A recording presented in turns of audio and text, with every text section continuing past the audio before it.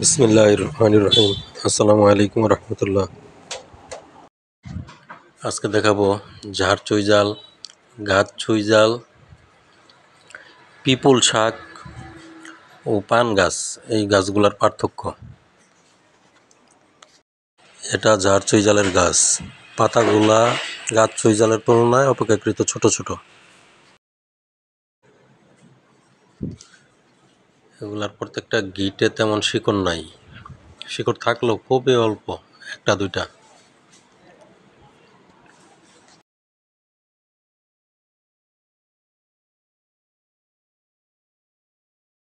এখন যে গাছটি দেখতেছেন এটা গাছ চুইঝাল বা গেছে চুইঝাল।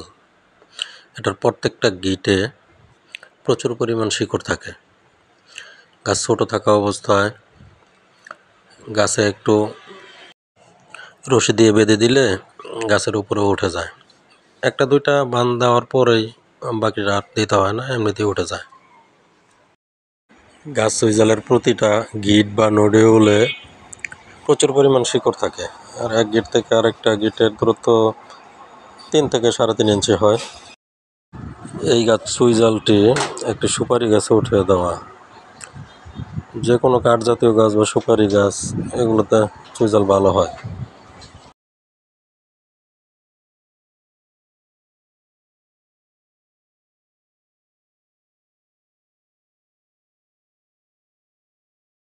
আমি কিন্তু এই গাছে 2-3টা উঠাই নাই, গোড়া থেকে যতগুলো হয়েছে নিজে নিজে উঠে গেছে উপরের দিকে, একটাও কাটি নাই।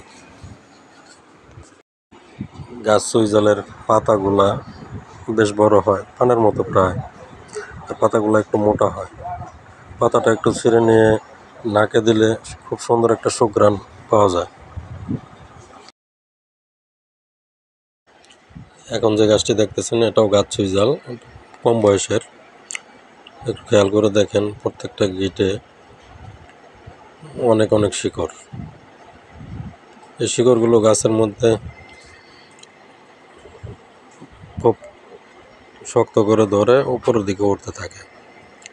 গাছ এটা পরগাছা না, গাছের যে ক্ষতি করে এটা এমন গাছ না। এটা মাটি থেকেই সব কিছু সংগ্রহ করে, খাদ্য সংগ্রহ করে, আস্তে আস্তে উপরের দিকটা মোটা হয়। গাছ চুইঝাল ম্যাচিউরড হতে 3 বছরের মতো সময় লাগে। 3 বছর হলে এটা কেটে খাওয়ার উপযোগী হয় বা বিক্রি করার উপযোগী হয়। 4 বছর 5 বছর রাখলে আরও ভালো। এখন যে গাছটি দেখতেছেন এটা পিপুল বা পেপুল শাক। এটা শাক হিসাবে অনেকে খায়। এই গাছের পাতাটা ছিঁড়ে একটু নাকে নিয়ে দেখবেন, তীব্র একটা গন্ধ আসে।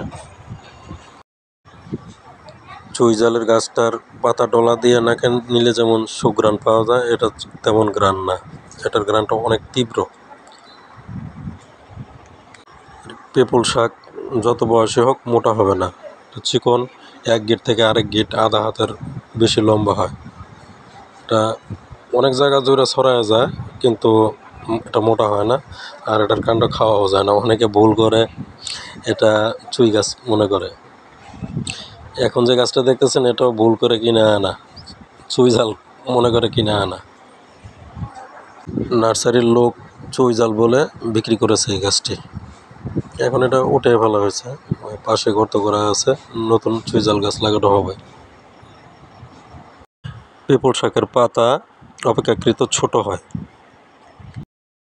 এখন যে গাছটি দেখতেছেন এটা একটা দারচিনি গাছে দেশি জাতের পান গাছ উঠিয়ে দেওয়া হয়েছে। এটা পান গাছ, একটু খেয়াল করে দেখেন কত বড় বড় পান। পান গাছেও প্রচুর পরিমাণে শিকড় হয়।